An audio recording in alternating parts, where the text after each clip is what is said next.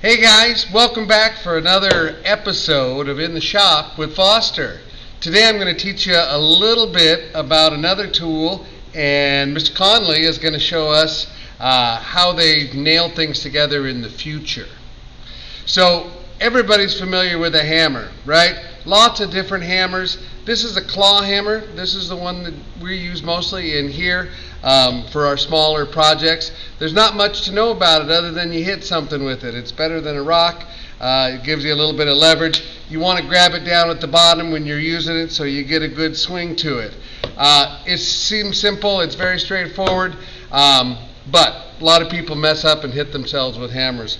So when we think of hammering, we think of nails, right? Big nails like this. If you have to hammer big nails like this all day, your wrists and your forearms and your hands are going to get really sore. And so there's other ways to do it. Rather than using all of your own force, we can use some pneumatic force to make some pretty sweet hammering. So what we're really hammering today is not big nails like the 16 penny, but are little guys like this. These are brads. And so this is usually what we use to hold two smaller pieces together. Problem is, every time I nail something, it has a opportunity to mess up. So when I'm trying to nail something, I'm trying to hit this right on the head. But if you'll tilt the camera down for me, this is a big solid piece of oak, and when I try to put this little brad in here, I get it started, and then I start pounding on it, and what's it do? It just bends over. I can't get that nail to go in there. So what would I use for that? Rather than my wrists and forearms, an air nailer. So this is an air nailer, and the idea of this is you've got pneumatic pressure in here that's going to push a nail, which really we call these pins. I usually call this size one a pinner or brads. So here's our pack of nails.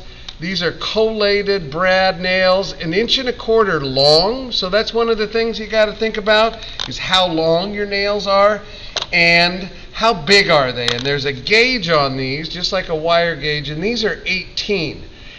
Odd thing is, as the numbers get smaller, the nails get bigger. But figure out what you need, and then every tool is a little bit different. Every nailer is a little bit different. I'm going to let Mr. Connolly show us how his works and load the nails in here. And then this one's really slick. I'll just show you this because on this one, always there's going to be a nail that gets jammed up in there. And this guy's got this little clip so you can move that piece out of the way, and I just love that. So we're going to hook this up to the air. He's going to show you a little bit how to put the nails in here and get it ready, and then we're going to show you the project that he's working on, which is a great project to demonstrate this because he's made this really cool wall hanging out of these pieces that he's cut at the right bevel, but to try to get a nail or a screw going into something like that is really hard.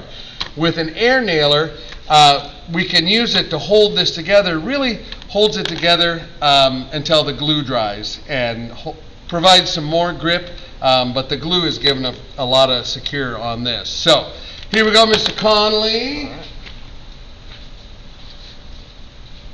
Okay. So first thing I need to do, there's usually a clip at the bottom, and usually tools tend to be right-handed, so I'm holding it in my right hand, and I can hold this clip, and once you know it, all the nails are, the grooves for the nails are right here in here. If I were left-handed and holding it like this, I would do what I do every once in a while, which is drop off my nails. So this one happens to be, just like many tools, right-handed. And what I'm going to do is I'm going to grab, hopefully, just one of these deals. And each one of these has a ton of nails. I'm not sure. This whole box has 5,000, and so there's a ton of nails here. The top kind of has a little groove, or you can kind of see that the top's a little bit flared out. And so we're going to try to line this up with that groove that matches that length right there all the way in. It should slide pretty easily. And then when I push this up, there's actually a spring, just like your staplers, that will push it into and get that first nail all ready. The next thing is getting our air, and so this is kind of our quick release right here. As you can see, the knurled part, this grooved part, isn't all the way up against there. It will be when I push that in, and that's how I know that it's actually engaged. If I want to take this off, I can take it off like that and just pull that part back there. I can tell there wasn't a big release of air when I did this, so it means that my air is not on. I'm going to set this off to the side while I ask Mr. Foster to turn some Are you ready to go? Why don't you on. get glue in first, because that air is going to make noise. But I'm just going to throw a little bit of glue, spread it out. This is what's going to do much of the holding. I'm trying to be kind of gentle about it. One of the things about air tools is the pressure of the air at your compressor will determine, for this tool, how deep that nail is going to get set. So depending on the material you're using and how deep you want that nail, if you've got a compressor that you can adjust, you can increase that pressure or decrease. Okay, we're ready. You're ready. Here we go. Air's on. Air's on. And the thing you want to be careful about is keeping your fingers clear, because sometimes these nails want to bend up and you don't want that hitting you. So I'm going to clear some stuff out. There's a little button we got to push, and then there we go, and that's pretty well lined up. I'll do the same thing on the top. Right there, just a couple nails for this, and I've got the nails in, pretty well lined up. What I can do is continue on with the rest of this and keep nailing. So there we go. Much easier than clamping something like this and trying to get a screw in it. And one last thing, at the end of the day, put a few drops of oil in your air fitting there, lubricates this whole thing, and it makes it happy, and it'll last forever. This one was a garage sale find, actually. Score!